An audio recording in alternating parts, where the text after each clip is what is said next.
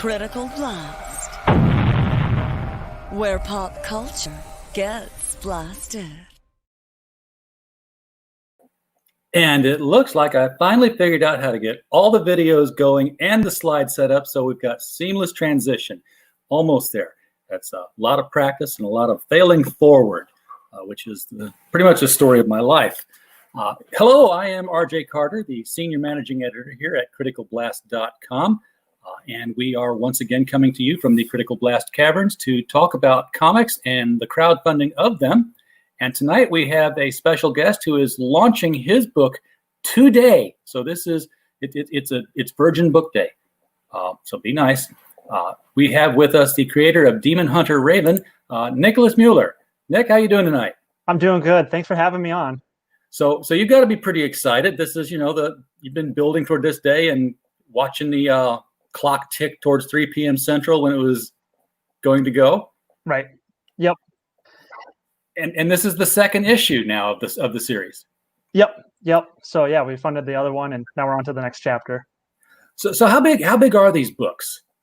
Well, they usually around 40 pages. The first one was 48 pages, black and white, and I decided to go color for the rest of them. So this next one is 34 pages, but it has the potential to go up to 40 if we hit certain stretch goals. So, make me work for this. Get me out there and get me working, guys. Absolutely. Okay, so what was the time difference between when issue 1 came out and now issue 2 is funding? I mean, we're used to monthly issues at the comic store. What do we get for Kickstarter? I believe the first one funded in May and I got it out in June. And so now I'm already halfway done, or I'm pretty much done with the second chapter, and I'm pushing to get the next one out. So I'm really excited and very tired. That beats the hell out of a year and a half between books. So yeah. That's a much more aggressive and much more satisfying to the readers kind of schedule. Yeah, and I kind of left them off on somewhat of a cliffhanger, so I figured, why keep them waiting? So, the few that did read it now get a chance to see what's going on, and I'm excited to progress the story further. Well, for those who are coming into the chat, the link for this, while we're talking about it, is the very first thing in the description, just right below the video down there. And if we have it pulled up here, we do have it pulled up. I'm going to refresh it just to see if it's changed since I loaded it into the stream. Doesn't look like it has. Wait a second.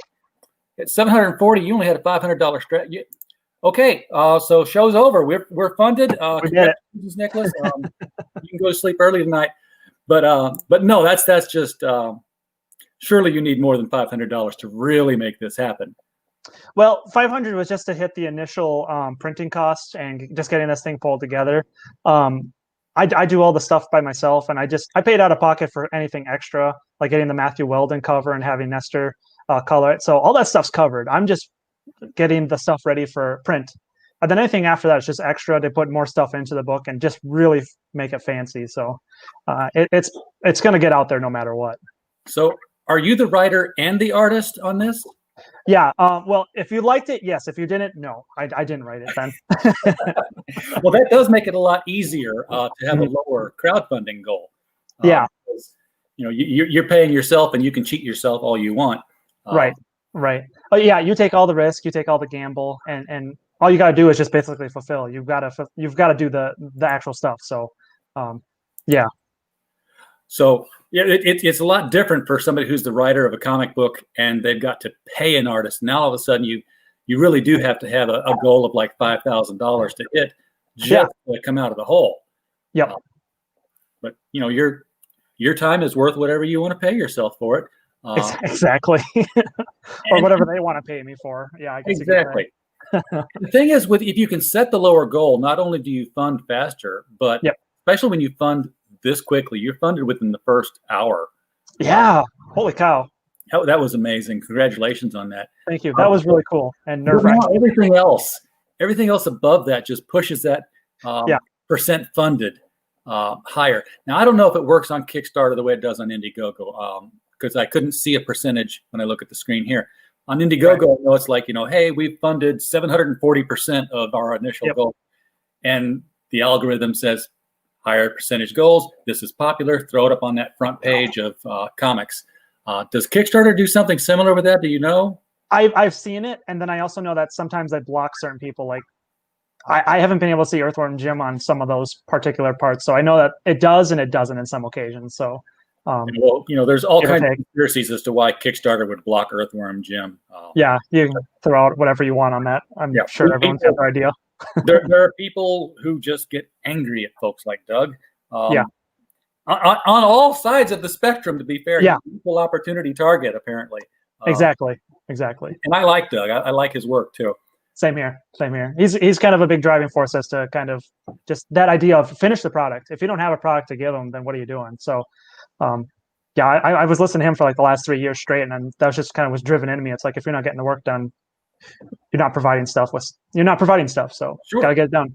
Now, did you have a preference for why you would go with Kickstarter over Indiegogo, or do you want to use both? Or there's a third one's coming out soon called Indie Crowdfund. Yeah, I'm open to all platforms. Just Kickstarter is just what I'm more familiar with, because I've backed so many books on there to begin with before I even started putting up books on there. So it was really just more of a familiarity and comfort level. And if there's enough demand, I want to go over to Indiegogo, but I'd have to do some research to see, because each platform runs a little bit more differently than the other, and I want to use them to their best efficiency. So it would probably be a ways out until I decide to go that route, but definitely want to do that in the future. Yeah, I've always, as a backer, I prefer the Indiegogo model. And I've said this before, it's because if I back something on Indiegogo and they're like, yeah, okay, it's $12, $3 shipping, $13. My phone chimes and says, we've taken $13 out of your PayPal. Oh, yeah. Yes. With Kickstarter, it's like $13. And then, a month and a half later, I'm like, ooh, I like that $70 Indiegogo. Here's $70. That wipes up my PayPal. What do you mean I just bounced something to Kickstarter? Yeah. Yep. Yeah, that is kind of an issue, is you have to remember that there's at least maybe a month out waiting, or and maybe they don't charge your card right away and there's an issue or something. But they won't charge it until it funds. Yeah. So if it's a 2-month funding thing, you could forget easily. Yeah. And then Kickstarter also has the issue too that if as the creator, if someone's card bounces at the end and they backed it at the beginning and they haven't kept up with it, you're gonna have a hard time getting a hold of that person. Be like, hey, if you want your stuff, you got to check your refresh stuff. So. Well, fortunately, I haven't bounced anything yet. I've just had surprises come in. It's like, oh, I don't have as much money as I thought it did because a Kickstarter just fulfilled. Right. Potential is there for me because I'm absent-minded.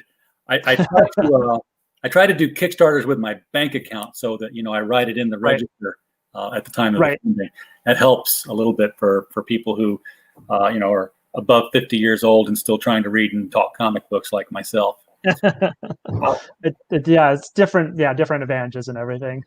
So looking at this, we have, I'm going to reshare this thing because I realize now that there is a video in here and I did not select the share with sound tab. And we want to make sure that if there's video and audio, we want to hear it. So let's try this again here. Now, before I hit that play button, did you put any music on this thing? It is someone else made that video for me, and he used like what do you call it, royalty free, like the kind that you can use. So okay, it should be fine. Because we had a video like a couple of days ago, and I played the guy's video, and it just had this like rock beat in the back of it. I'm like, oh, that's cool. I hadn't never heard it before. Didn't know who it was, but apparently it's copyrighted in France. Because I got the notification, not a strike, but I got the notice that it's. Gotcha. They're getting advertisements in France, and they muted it in France. I'm like, so what are they getting if they muted it and they're claiming the money? But never mind that. We're going to play this one and take a look here at the video promo for Demon Hunter Raven chapters 0 through 2.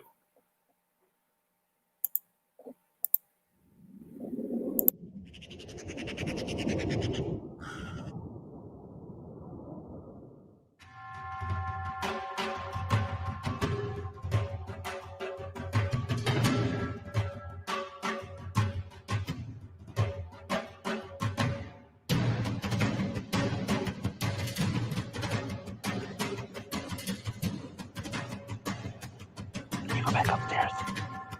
See ya.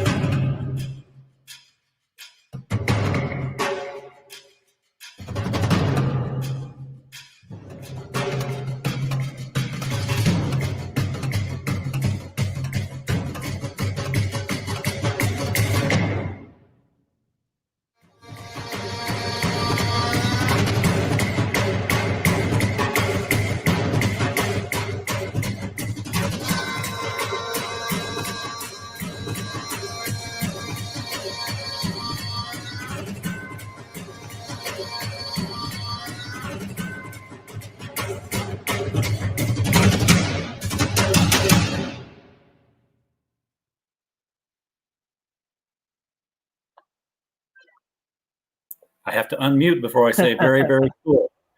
So, yeah, that's very nice.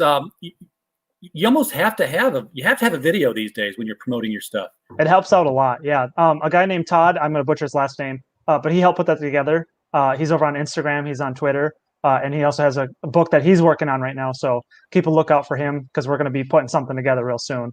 Oh, cool. So you've got plans already for your next crowdfunding comic. Yeah. And so, yeah, always trying to stay ahead of ourselves on this stuff. So really excited about what we got planned for the future beyond this even. So just setting up. So one of the things I've got to remember about Kickstarter when I share it, as opposed to Indiegogo, is Indiegogo needs the page refreshed.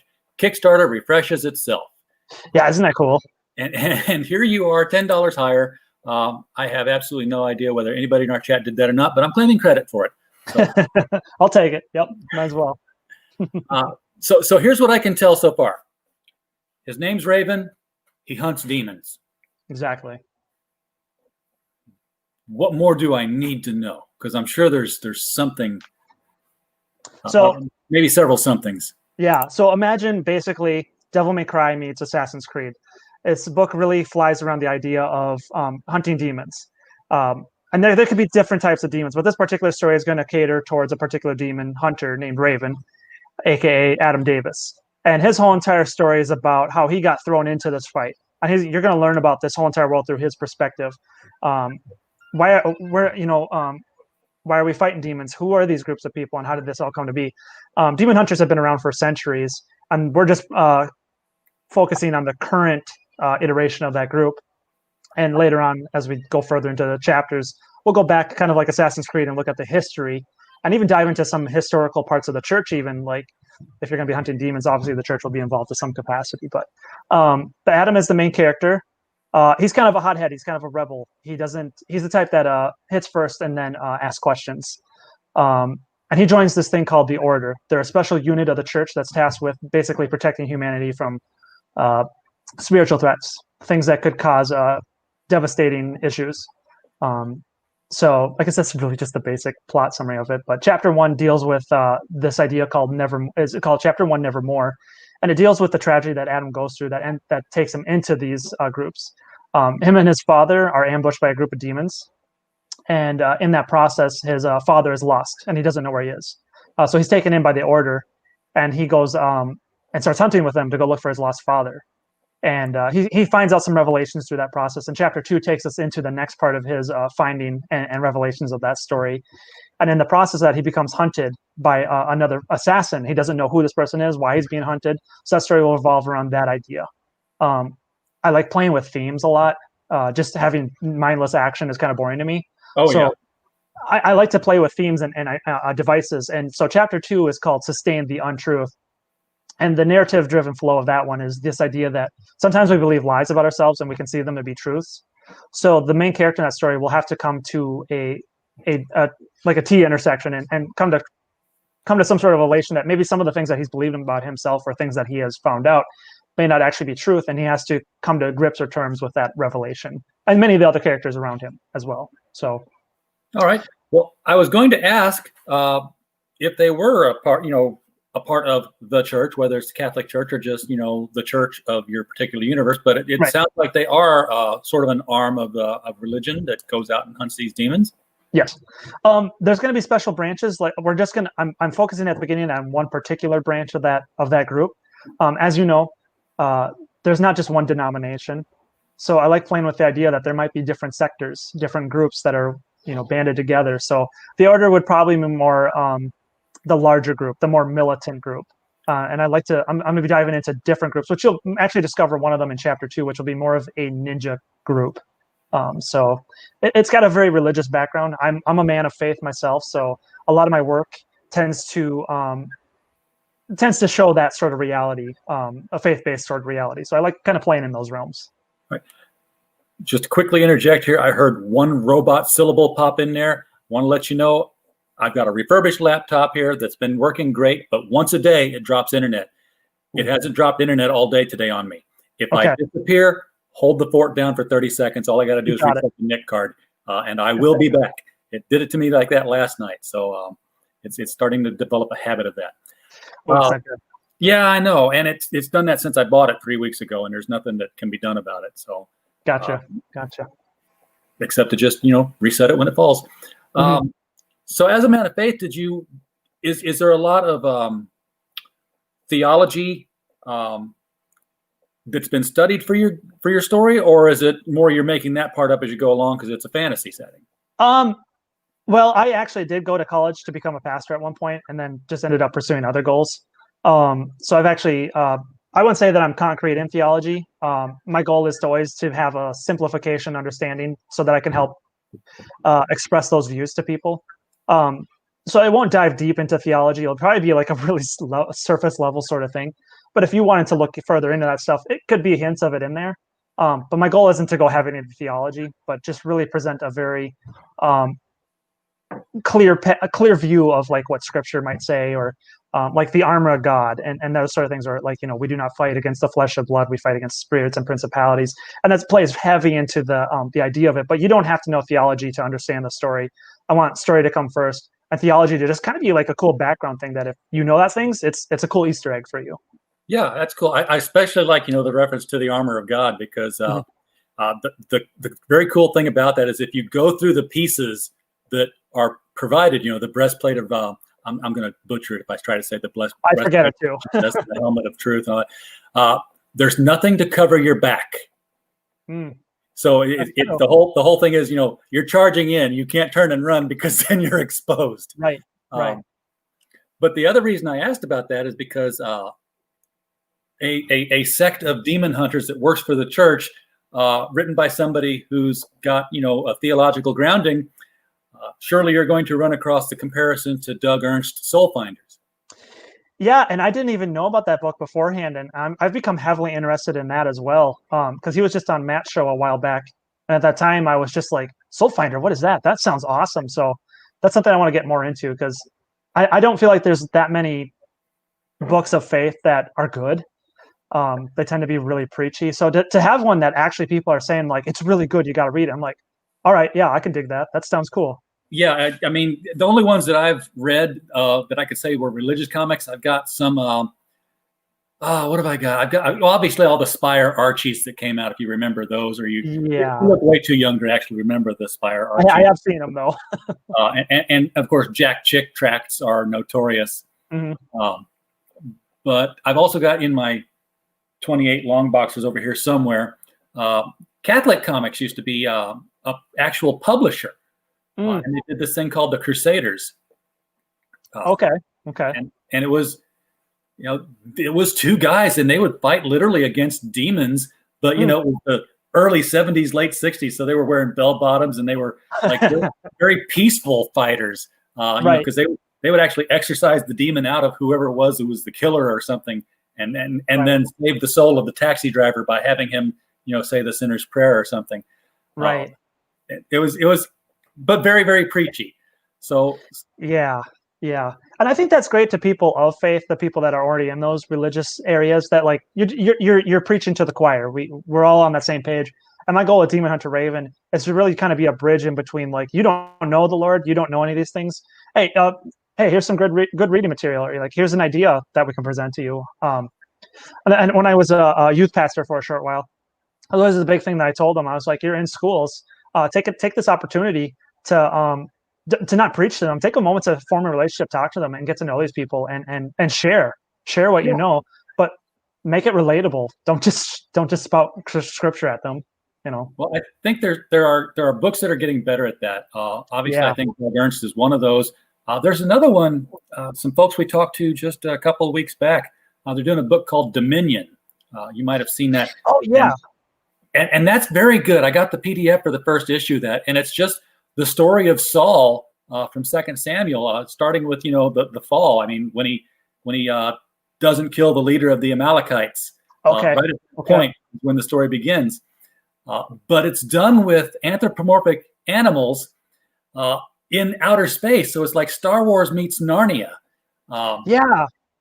Yeah, I've been following that for a while, and I haven't been keeping up whether it came out or not. And that looks really interesting because the art style is just phenomenal. It's like really detailed and It's very well done. yeah. That's And one I definitely got to check out. And what's more, the writer of the series, the guy behind the series, is a professor of fine art for I want to say Liberty University, but it's for a Christian university. So they're doing their own publishing, which is why they don't crowdfund it. They just you order it directly from them. Oh, okay, that makes more sense then. Okay, yeah, that looked really cool. I think if they'd have crowdfunded it, they'd have got a lot of notice. I think so too. Really cool art. But that's not to say that this is not really cool art. And we're going to take a look at some of this stuff here. This seems to have more of a manga sensibility to it. Yeah, I'm heavily inspired by the manga world, but it's hard to sell that sort of preference over here. So you kind of have to know your audience and what they're buying. So I kind of do kind of a mixed one, but that particular piece is by a guy that when I first started working, putting stuff out there, like the first two people to follow each other on Instagram. And we've just been supporting each other's works for like the last 5 years. And he did this piece of art for me, and it just came out phenomenal. And so I wanted to show him support and throw him up on the main page as the first image, because he was like the very first person that ever followed me. And he's just a great guy overall. Yeah, and it's he's got this katana like blade. Well, I don't know if it's a katana blade or not. It looks more like a katana to me. He's holding it in the wrong spot here. It looks like he's going to cut his fingers off if he squeezes it. He's holding it by the hilt. Yeah, it doesn't really have a hilt. It's just kind of like just a hiltless blade, basically. Oh, okay. Well, that's even more dangerous to cover. Right. You know what? I never asked this question about of comics creators, and I might have to add it to my repertoire.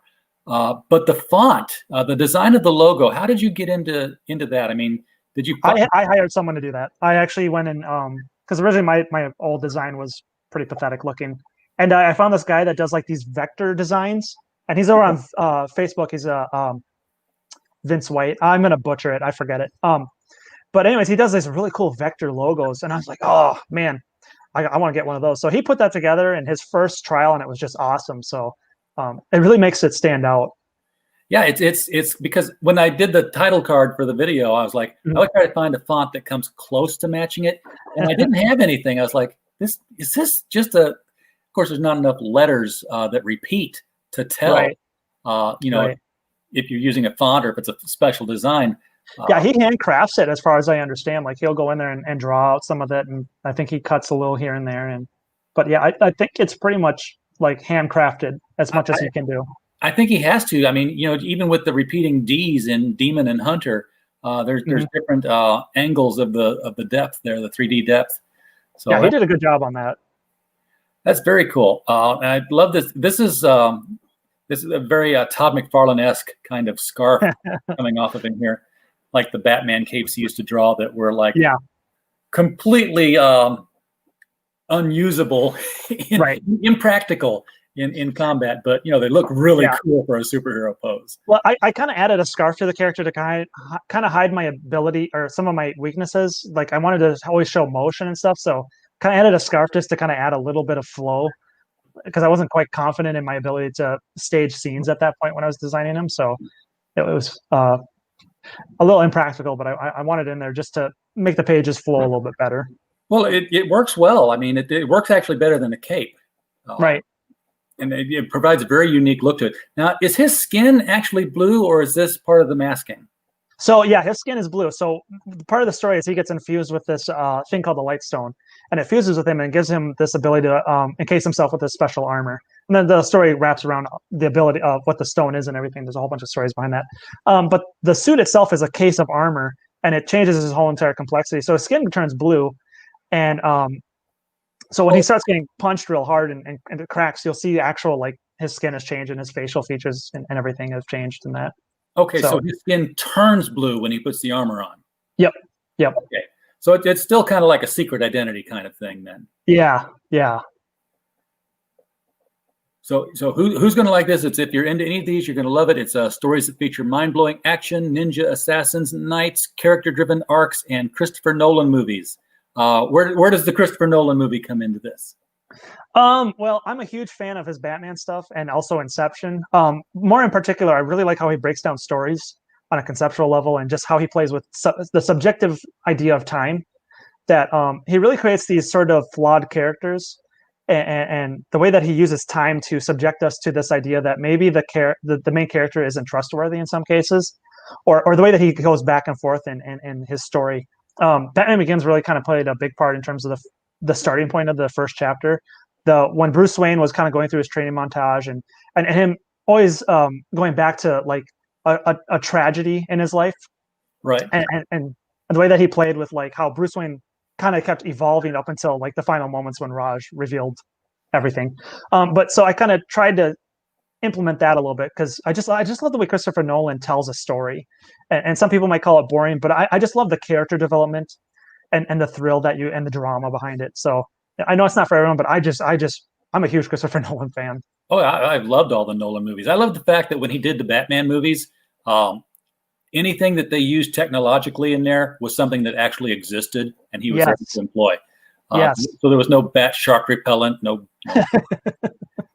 bat MasterCard or whatever it was. Yeah, that's it was kind of a hyper sort of reality that he put you into, and I guess that's kind of what I go for too. Even though there's a supernatural element, I want there to be somewhat of a basis of reality that you could see. Like the armor feels real, like it's not just a random pieces to put together, and that also depends on. I usually allow the artist to kind of just interpret it how they want to, because there are so many lines and things in there that whoever ends up drawing it, I just kind of let them have a little bit more say over how they want to interpret that. So sure.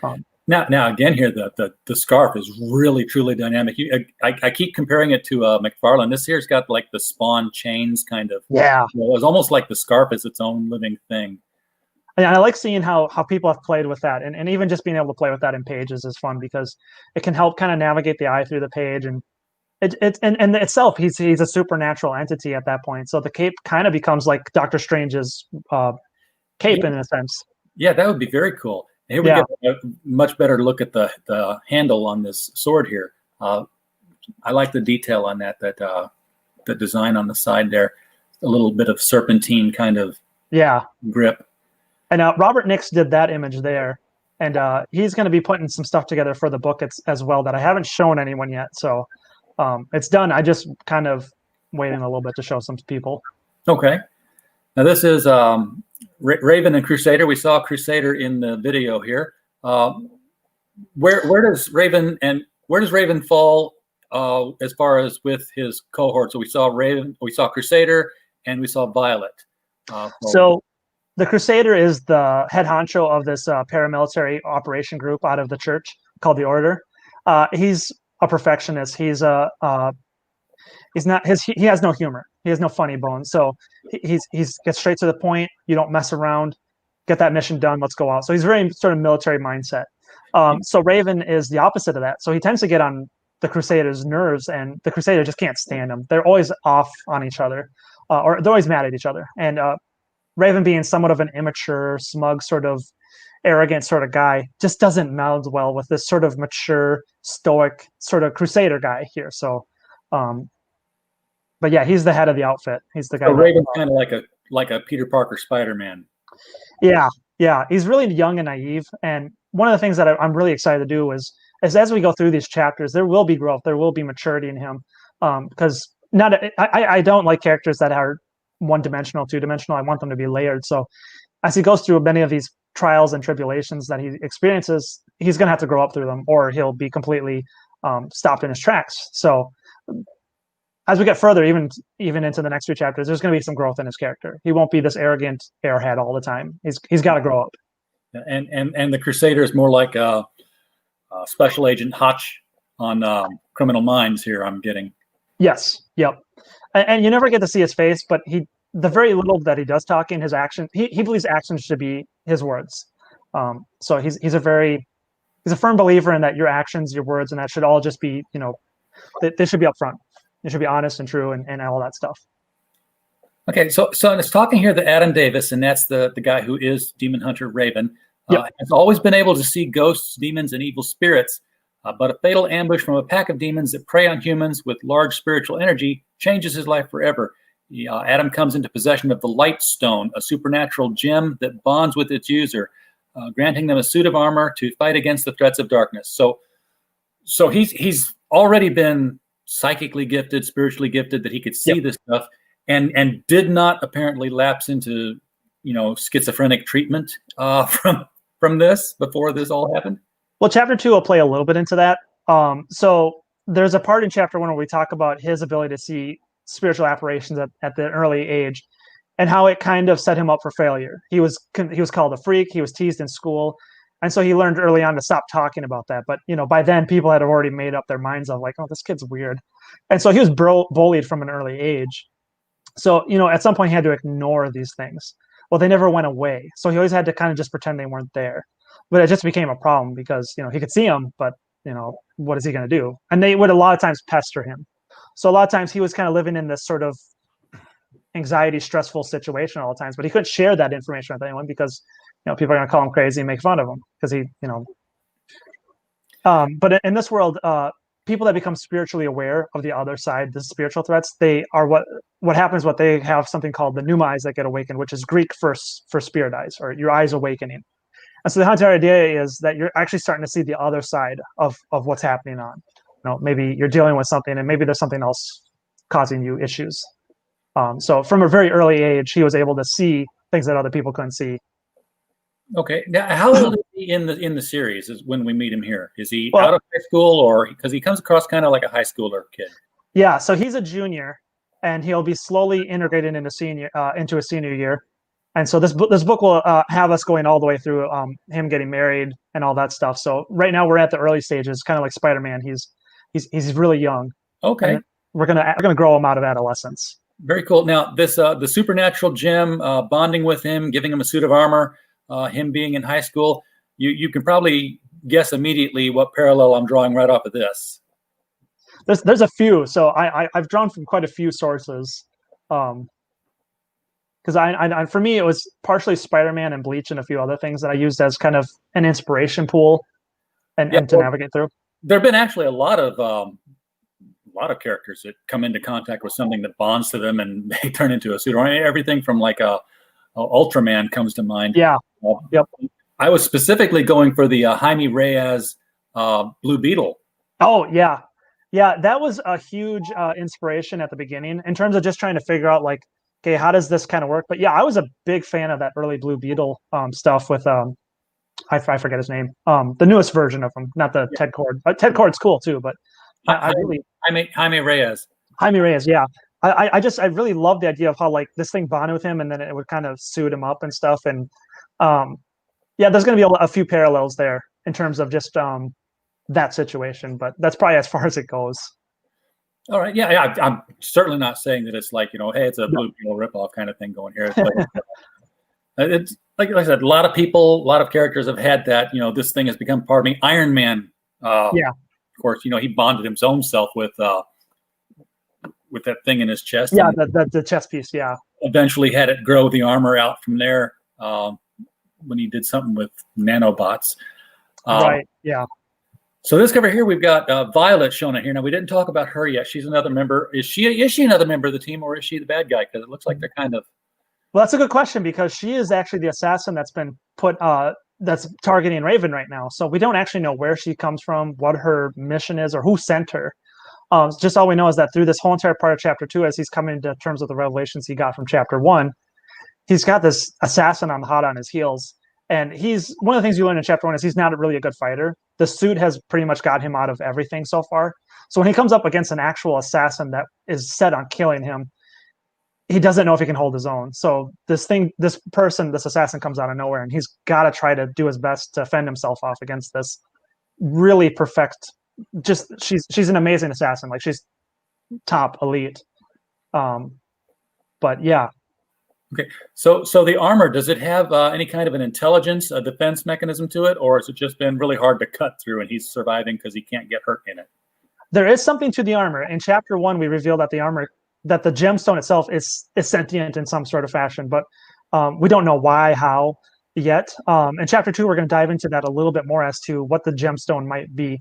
One of the things in chapter 1 is revealed that the gemstone is something that's been passed on through centuries. It's been part of the demon hunters and their organization since the demon hunters have formed, and it's been kept locked and key. It's considered a very valuable possession, but not a lot of people know about it, and the few that do keep it very secretive, and it only gets passed down to very certain individuals. So it's kind of considered almost the holy grail in certain cases of how they fight over it. So it's a very important item that we're going to be discovering more.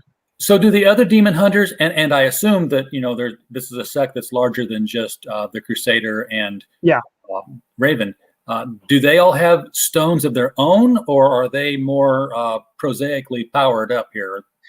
As of right now, Raven is the only supernaturally powered person. The rest are just kind of just lucky in terms of their guys weaponry and stuff.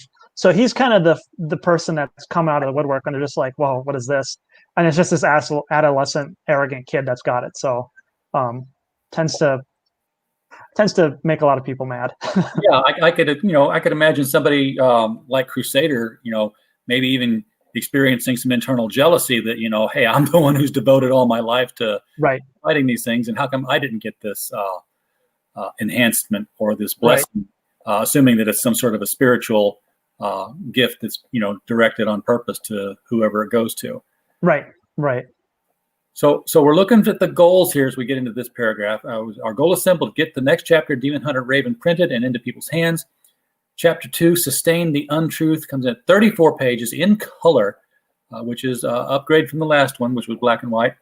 But the stretch goals will expand it to 40. So stretch goal, first one I'm seeing here is 7,000. Well, that's the last one. Okay. I do have an image at the bottom of all the stretch goals. Let me just jump down to the stretch goals here, and we'll start there. So $1,000 stretch goal, which is insight. Very close. Yeah, we got that trading card from Robert Nix, who did this awesome living scarf image here with the sword out and Raven coming at you. Love trading cards. I think that's going to be. I think you might as well get that one ordered and on the way in, because you're going to hit that probably by midnight tonight. I think so too. It's been awesome. And then at 3,000, before I go on here, what'd you come in at on number one? I just came in about $100 over my goal, which is 500 again. So I just barely got it. Okay, so Raven number one was a $600 crowdfunded, and it was done. Yeah. Okay. We're past that already. Yeah. Only the first day. So obviously something went right with number one, and word of mouth got out. Yeah, something clicked. Yeah. So we got a $3,000 goal. We'll have the Raven and Violet mini print. Ironically, not fighting each other, but standing side by side. Right. Now, who's doing the art on this one? Is this one yours?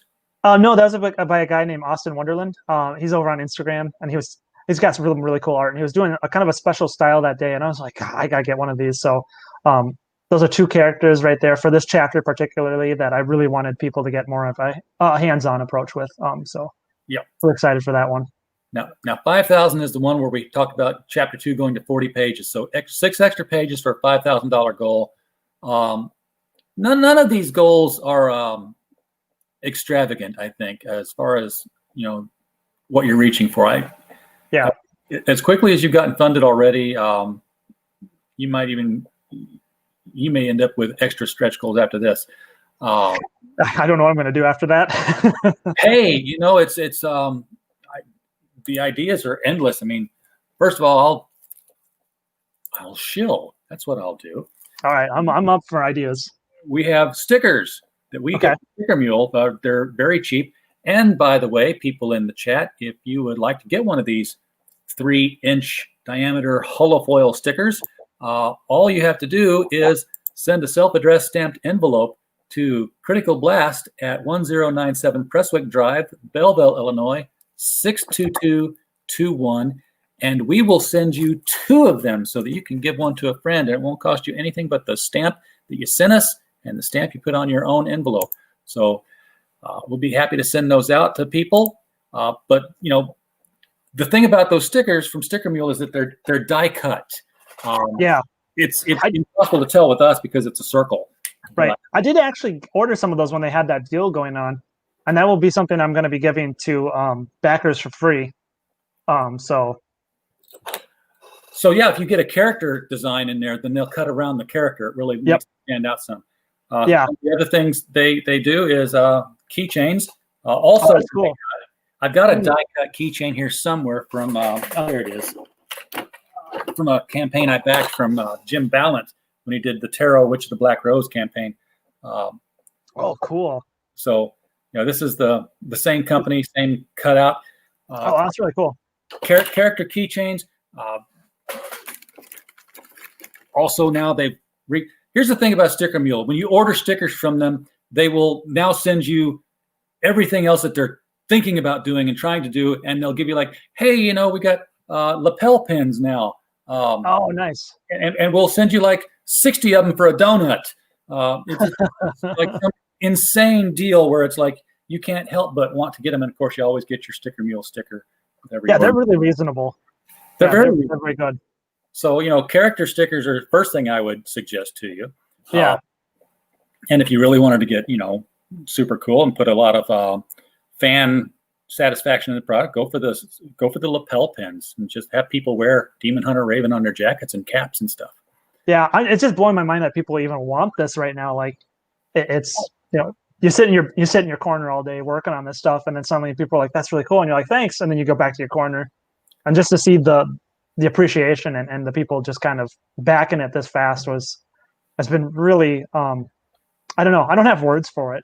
Well, if you have the kind of success with this that I'm thinking you should have, one thing we talked about Doug TenNapel.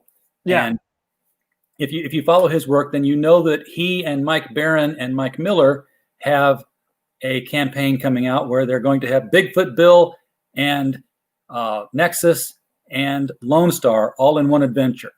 Mm. So these things are starting to happen now within the crowdfunding community. Yeah, they are. Yeah. I'm seeing the possibility here within the next year, a Soul Finder Demon Hunter. Oh man, that'd be cool.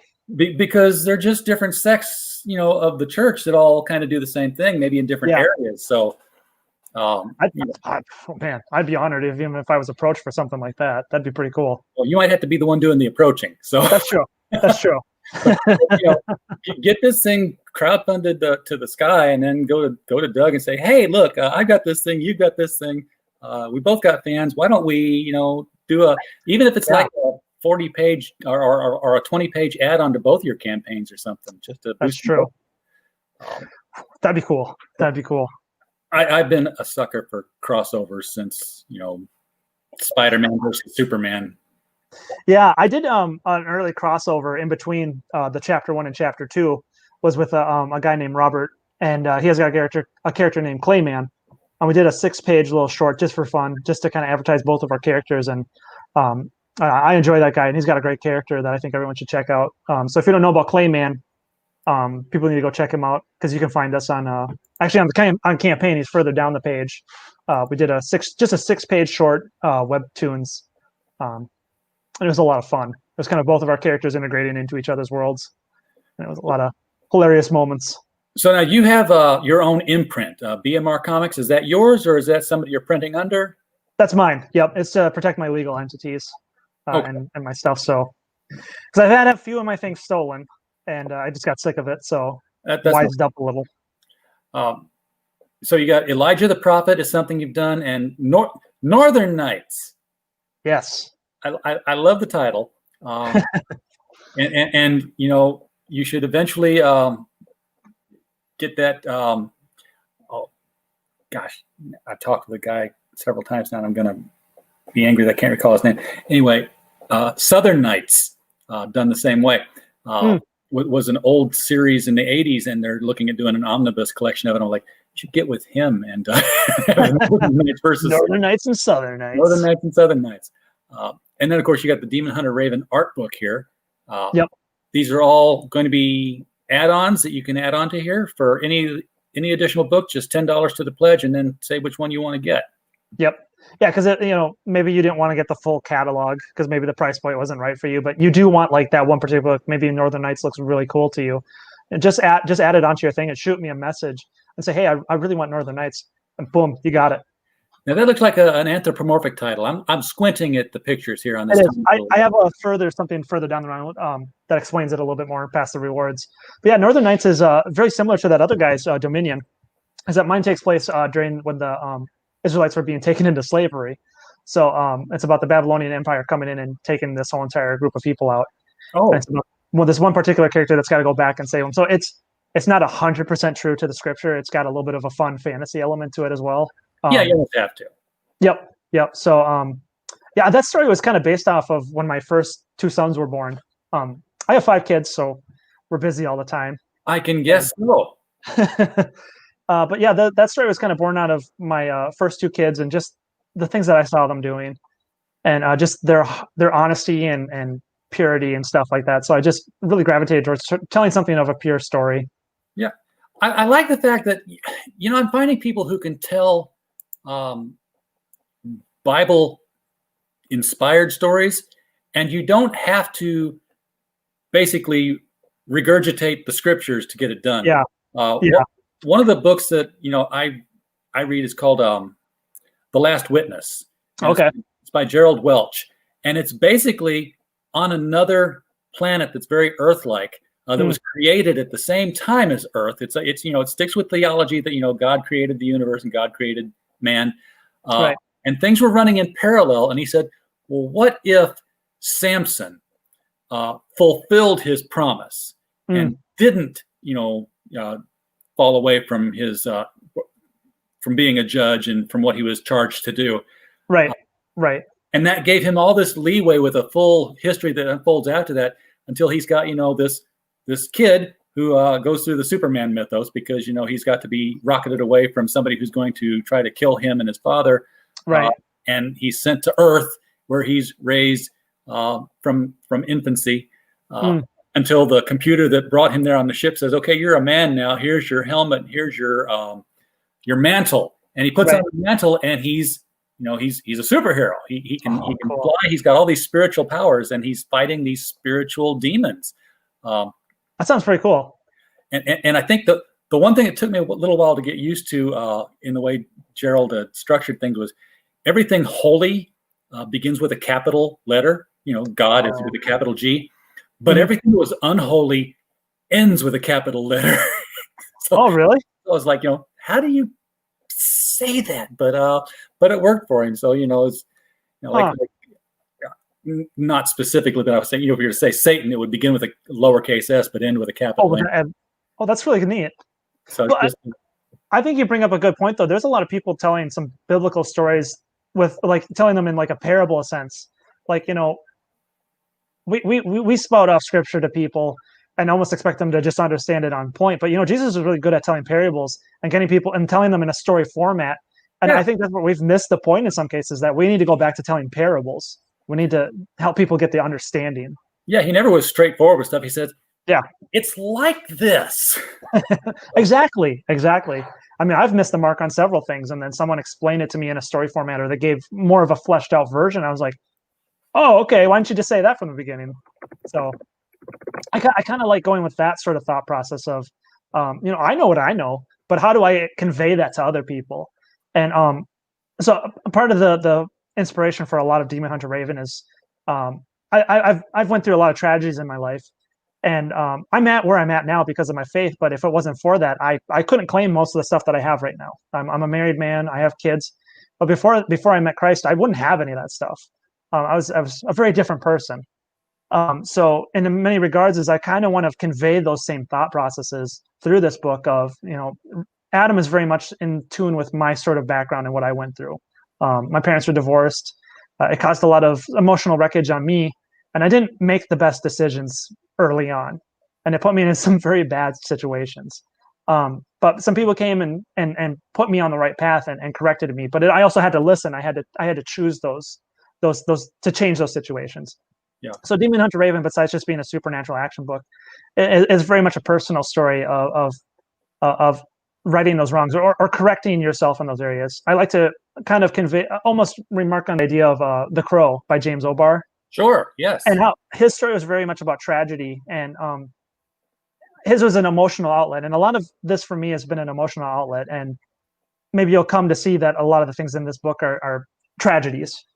And this idea that we kind of live in a sinful world is something I'm trying to convey through the story. But just like in The Crow, I want to convey a certain emotion and convey this idea of hurts and pains, but at the same time give hope at the end that we might all experience these issues, but there is a better tomorrow.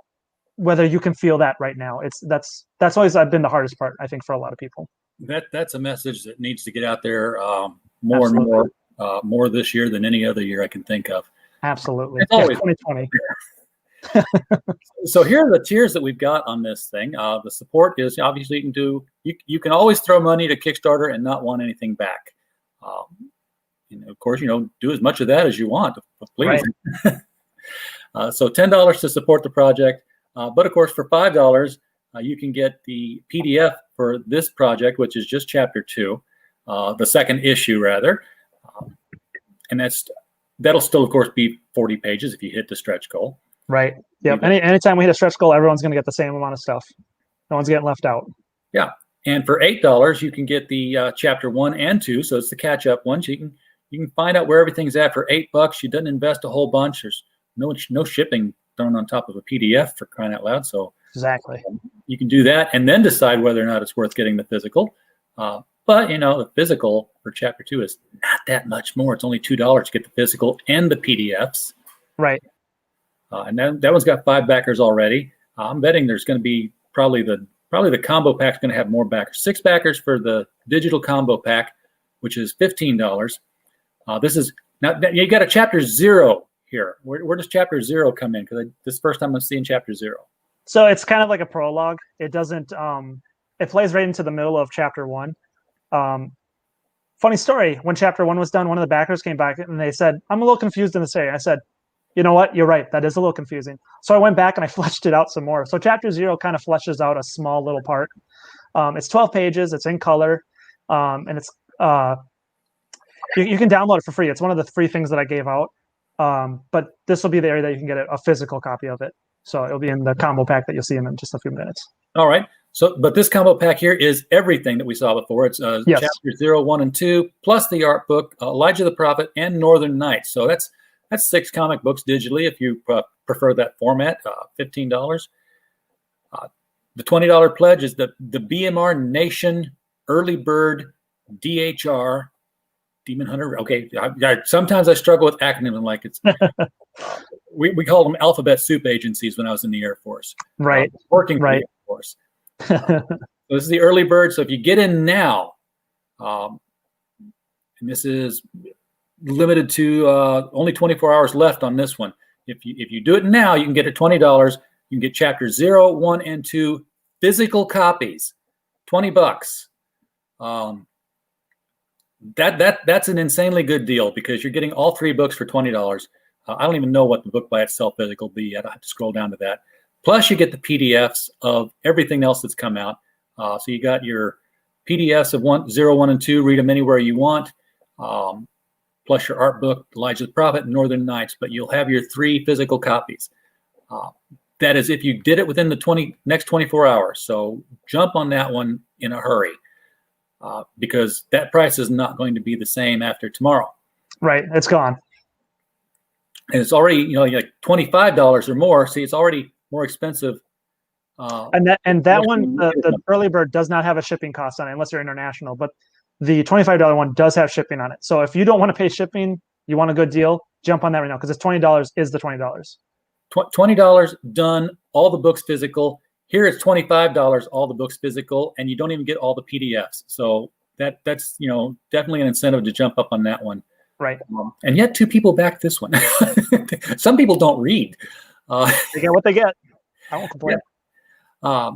Now you got the $50 one here, which is the full catalog where you're getting physicals of everything, including the physicals of the Northern Nights, Elijah the Prophet, and the Demon Hunter art book, as well as the PDFs of everything is on top of that. So you get double of each one, digital one, physical one.